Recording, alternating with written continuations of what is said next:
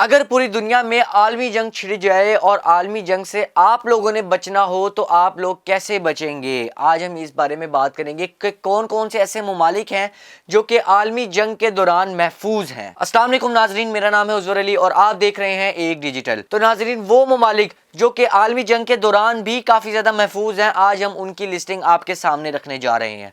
तो इस लिस्ट में सबसे पहला जो नाम आता है वो आता है स्विट्ज़रलैंड का।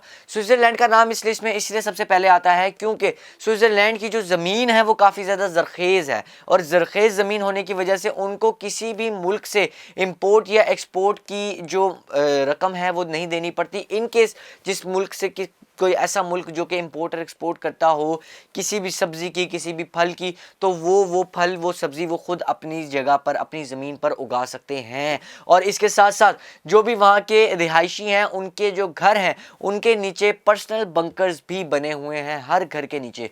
तो इन केस अगर वहाँ पे कोई हमला भी करता है और वो लोग बंकर्स के अंदर होते हैं तो वो लोग सेफ एंड साउंडली बच जाएंगे।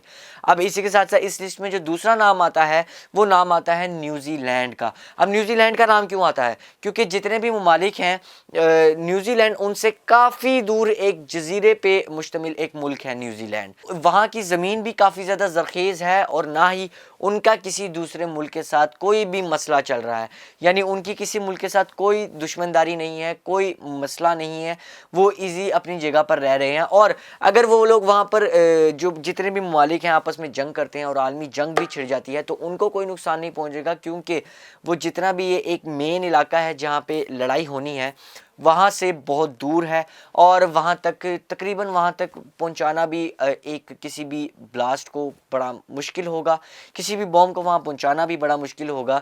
इसीलिए वो काफ़ी ज़्यादा सेफ़ एंड साउंड है और वहाँ की ज़मीन भी काफ़ी ज़रखेज़ है, तो वो भी अपना जितना भी फल है, अपना जितना भी सब्जियाँ हैं वो वहाँ पे उगा लेंगे और वहाँ पे उनको कोई भी मुश्किलात पेश नहीं आएंगी।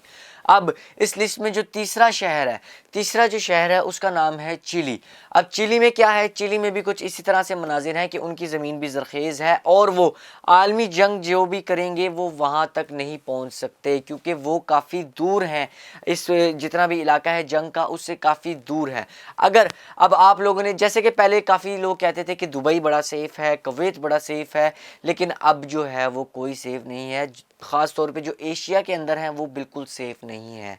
वेस्ट की तरफ वाले भी सेफ़ नहीं हैं और नॉर्थ की तरफ वाले भी सेफ़ नहीं है। इसीलिए दुबई को पहले काफ़ी सेफ माना जाता है, लेकिन गुज़िश्ता कुछ दिनों में ईरान की जानिब से दुबई पर भी जो यूएस बेस पर हमला किया गया उससे ये भी कुछ लोग कह रहे हैं कि दुबई भी अब सेफ नहीं है। तो इस हवाले से आपकी क्या राय है? अगर आप लोगों को मौका मिले कि आप लोग इन तीनों मुल्कों में से न्यूजीलैंड, स्विट्ज़रलैंड या फिर चिली में से कहीं जाना चाहें तो कहाँ जाना चाहेंगे? कमेंट सेक्शन में अपनी राय का इज़हार ज़रूर कीजिएगा। इंशाल्लाह मिलते हैं किसी नए दिन किसी नई स्टोरी के साथ। तब तक के लिए मुझे दीजिए इजाज़त। अल्लाह हाफ़िज़।